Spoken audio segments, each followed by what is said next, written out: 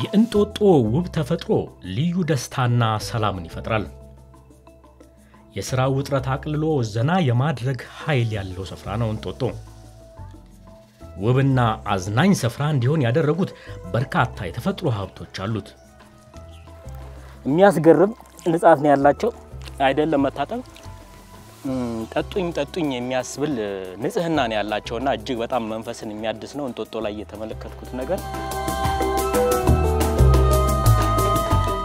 አዲስ አበባ ኩልል ጥርት ባሉ ምንጮችና ወንዞች ዳር አረፍ ማለት የሚችልበት ብቸኛ ስፍራ ነው።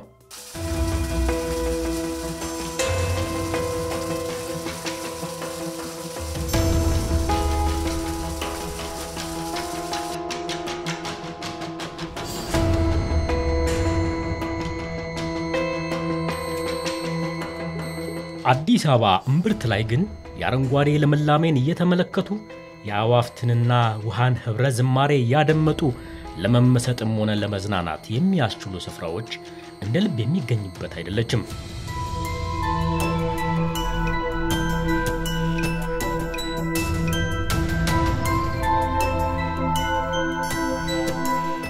በኮሪደር ልማቱ የተሰሩ ማራኪ አረንጓዴን እየቸሩ ቢሆንም አዲስ አበባ የፓርኮችና መናፈሻዎች እጥረት ያለባት ከተማ ናት።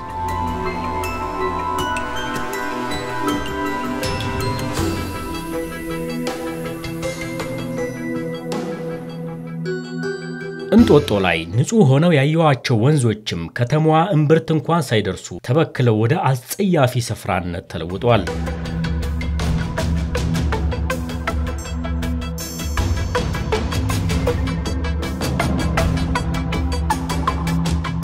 ይህች የማርያም ወንዝ እንግዲህ ከእንጦጦ ግርጌ የምትገኝ ከእንጦጦ መነሻቸውን ካደረጉ ወንዞች መካከል አንዷ እቺ የማርያም ወንዝ የምትሰኘው ነች። እዛ እንጦጦ ላይ የተመለከትኳት ንጹህ ጥርት ያለ የወንዝ ውሃ አይደለም እዚህ ያለው አካባቢው ላይ ያለው ሽታ እጅግ የሚያስጠጋ አይደለም። ከሰፈሮች ውስጥ የሚወጣ የፍሳሽ ቆሻሻ ነው። እጅግ ጠረኑ በጣም የሚያስጠጋ አይደለም። በጣም የሚሰነፍጥ ሽታ ያለው ነው። ለጤና አደገኛ ነው። ጊዜ ያለፈባቸው ወይም ጠቀሜታቸው ያለፈባቸው ኬሚካሎችና መድኃኒቶች ጭምር እዚህ እየተመለከትኩ ነው ያለሁት። አብዛኞቹ የአዲስ አበባ ወንዞች ተበክለው ከመሳብ ይልቅ የሚሸሿቸው ከማዝናናት ይልቅ ለጉዳት የሚዳርጉ ሆነዋል። ይሄ ወንዝ አባ ንጉስ የሚባል ወንዝ ነበር። እንደዚህ ሆኖ አታዩ።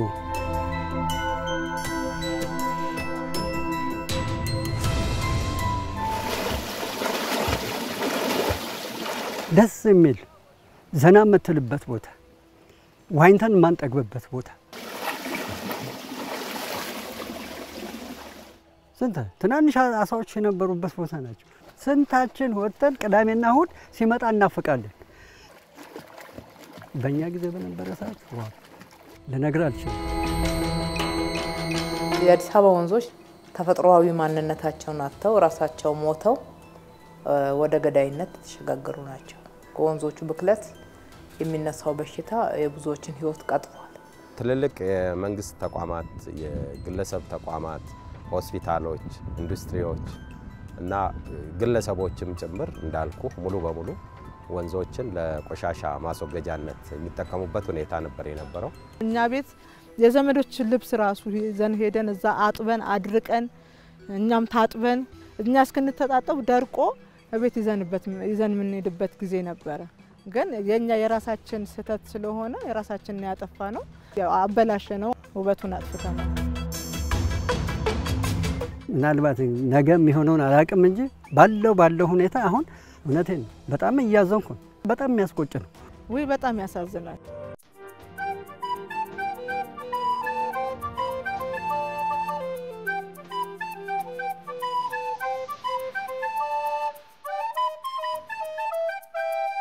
የአዲስ አበባ ከተማ አስተዳደር ወንዞችን ታድጎ ወደ ቀደመ ውበታቸውና ተፈጥሯዊ ማንነታቸው ይመለሳል የሚል ታሪካዊ ውሳኔን በቁርጠኝነት ወስኗል። የአዲስ ገጽታ የሚል ስያሜ የተሰጠው ይህ መርሃ ግብር በተወሰኑ ወንዞች ላይ በተለይ ደግሞ መነሻቸውን እንጦጦ ካደረጉት የቀጨኔና የቀበና ወንዝ ተፋሰሶች መስመሮች ላይ ወንዞችን አክሞ የማዳን ስራውን እያከናወነ ነው። አንዱና ዋነኛው የፕሮጀክቱ አካል የእንጦጦ ወዳጅነት ፒኮክ የሚሰኘው የወንዝ ዳርቻ ልማት አካል ነው። በዋነኝነት የቀጨኔ ወንዝ ተፋሰስን መሰረት አድርጎ የሚከናወን ነው።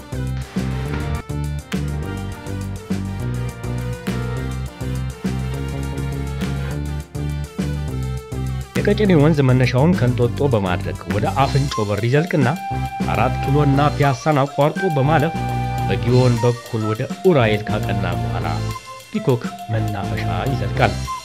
በ21.5 ኪሎ ሜትር ርዝመት በ862 ሄክታር መሬት ላይ የሚከናወን ግዙፍ ፕሮጀክት ነው።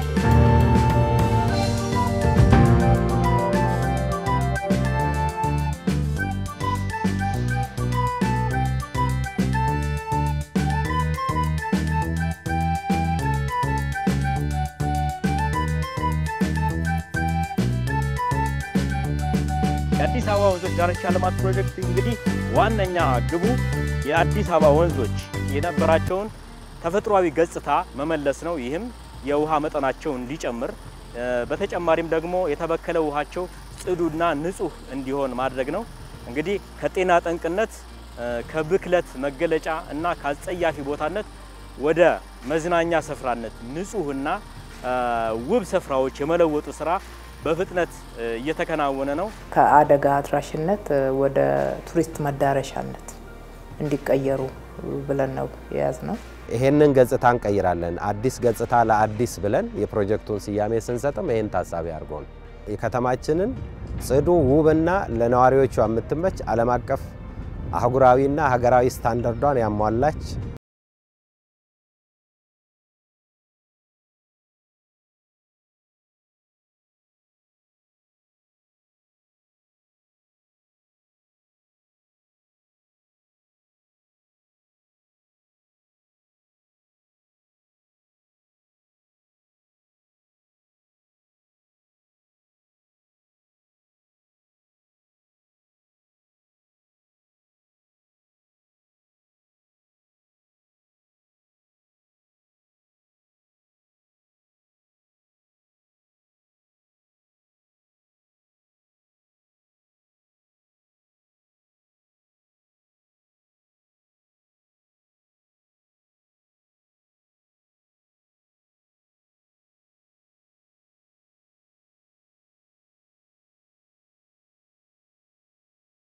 የቀጨኔ ወንዝም የውሃ መጠን ከጊዜ ወደ ጊዜ እያሽቆለቆለ ነው።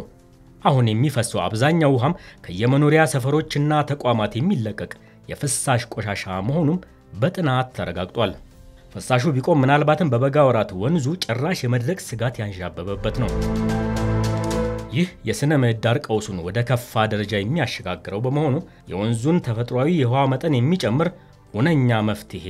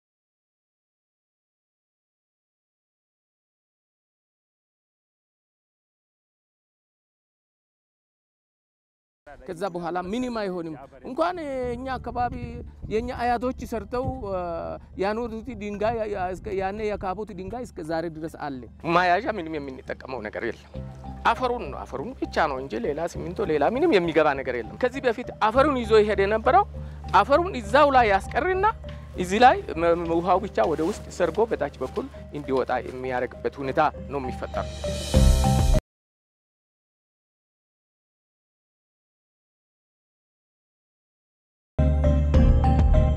የኮንሶ የእርከን ስራ ስርዓት የጋቢውን ስራ ስርዓት እጅግ የሚገርም ነው በጣም ተሰለጠኑ የሚባሉ የሪቴኒንግ ወል ስራ ጋር ስናሳይ በጣም ትንሽ ዋጋ በአንጻራዊነት በሌላ በኩል ደግሞ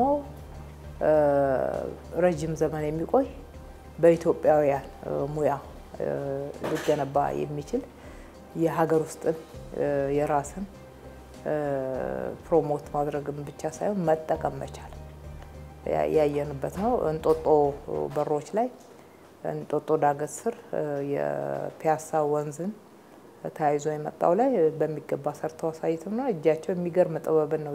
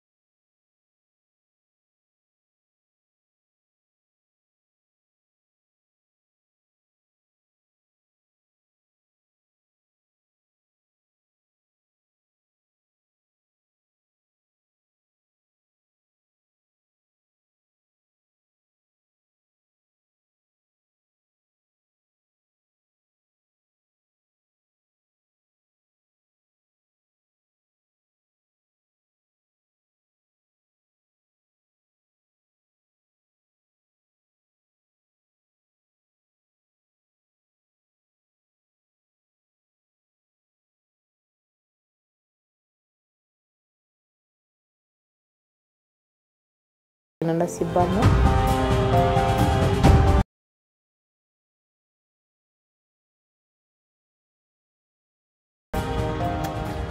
የወንዝ ዳርቻ ልማቱም አዲስ አበባን አረንጓዴ ሸማ የማልበስ ትልቅ ትልም አለው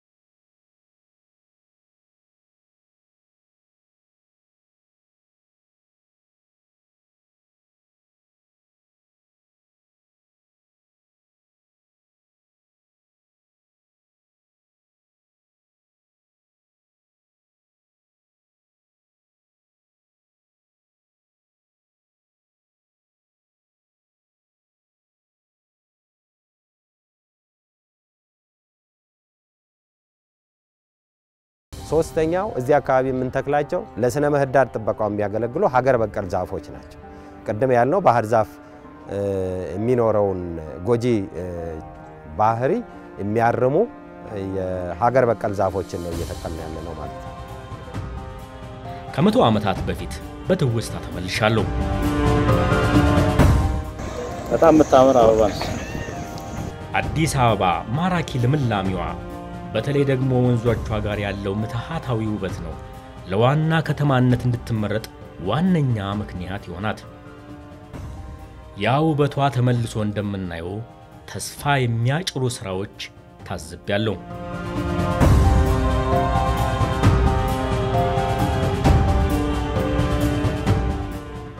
ይህ ቀጨኔ መድኃኔ ዓለም አካባቢ የተገነባ ያለው ድልድይ ቀጨኔንና ሽሮ ሜዳን የሚያገናኝ አማራጭ መንገድ አካል ነው መንገዱ የአካባቢው ህዝብ የዘመናት ጥያቄ ነበር እንደ ቀጨኔ አካባቢ ሁሉ የወንዙን ፍሰት ተከትሎ ባሉ አካባቢዎች ከሌሎች የከተማዋ ክፍሎች ጋር ያላቸውን ግንኙነት ለማቅለል የሚያስችሉ በርካታ መሰረተ ልማት ዝርጋታዎች እየተከናወኑ ነው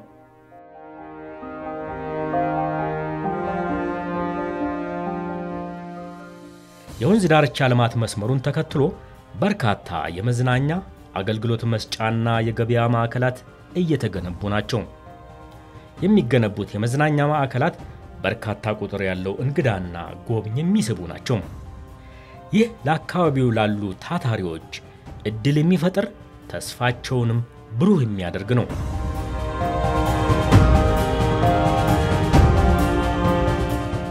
እዚህ አካባቢ በተለይ በጉለሌ ክፍለ ከተማ ውስጥ አብዛኛው ነዋሪ በሸማ ስራ ነው የሚተዳደረው። ሌላው ደግሞ በሸክላ ስራ የሚተዳደር ነው። ለነሱም የሆኑ ሱቆች ዙሪያውን ይሄ ላንድስኬፕ ወይም ደግሞ የመሬቱን አቀማመጥ ከፍታ ተጠቅመን ከላይ አሁን እንደ ቪው ዴክ የሚያገለግልና ለሰው በቀጥታ አክሰስ የሚያደርገው ከስር ግን ሱቆች እየፈጠር ለዜጎች በርካታ አሁን በመንሰራበት ብቻ አይደለም ይሄ ስራ ከተጠናቀቀ በኋላ ይሄ አካባቢ ከፍተኛ የቱሪስት አትራክሽን የሚሆንበት በርካታ ነጋዴዎች እዚህ የምርቶቻቸውን የሚያቀርቡበት በተለይ እዚህ አካባቢ ህዝብ ደግሞ የሱቅ የነዚህ የኮመርሻል ኤሪያዎች ጥያቄ ስለነበረው along the stretch እስከ ተፋሰሱን ተቀጥሎ በስድስቱ ሴግመንቶች አሁን ያለነው ሴግመንት 1 ነው። ከንጦጦ መቀጣያ የሚባለው ቦታ ላይ ነው ያለነው። በሁሉም ላይ ኮመርሻል ኤሪያዎች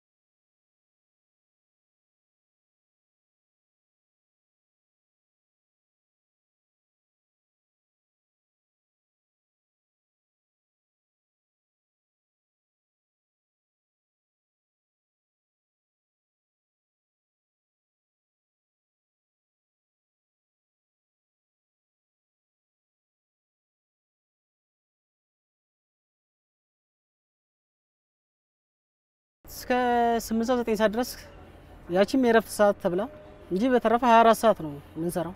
እየተቀያየረ ነው። የስራ ባሉማ በጣም ይለያል። በፊት ከነበረው እዚህ ጋር እንደምታየው ማንም አለቃ ቆሞ እንግዲህ የሚያሰራ የለም። ሁሉም የራሱን ስራ ነው እንዳለቃ ሆኖ የሚሰራው። 24 ሰዓት ማለት አሁን ቀን እስከ 11 ሰዓት እንሰራለን። ወጥተን እስከ 12 እናርፋለን። ከዛ በኋላ ደግሞ ማታ ተመልሰን እንገባለን። ማታ ገብተን ያለውን ሰዓት ደግሞ እንሸፍናለን። አንዳንዴ እስከ ጧት የምንሰራበት ጊዜ አለ። ኮሪደር ስራ ሲጀመር በባህሪው በጣም ፈጣን ነውና 24/7 ነው የሚሰራው። እሁድ ቀን እረፍት የለም። በዓል ቀናት እንኳን አረፍኩኝ ብዬ ማስበው 2 ቀን ነው እስካሁን ድረስ አረፍኩኝ ብዬ ማስበውና ፐርሰናሊ እና ምንም እረፍት የለም።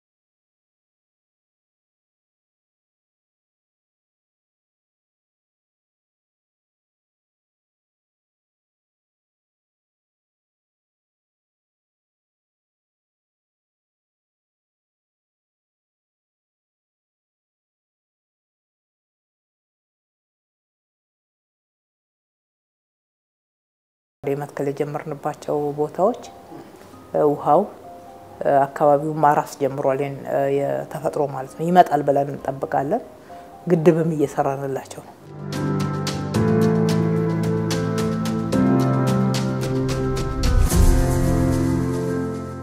አካባቢው ላይም ተወልደው ያደጉት አቶ ጌታውን በልጅነታቸው የበረቁባቸው መስኮች ዳግም ተውበው ለማየት በቅተዋል። ያሳደጋቸው የቀበና ውሃ ጠርቶ እንደሚያዩትም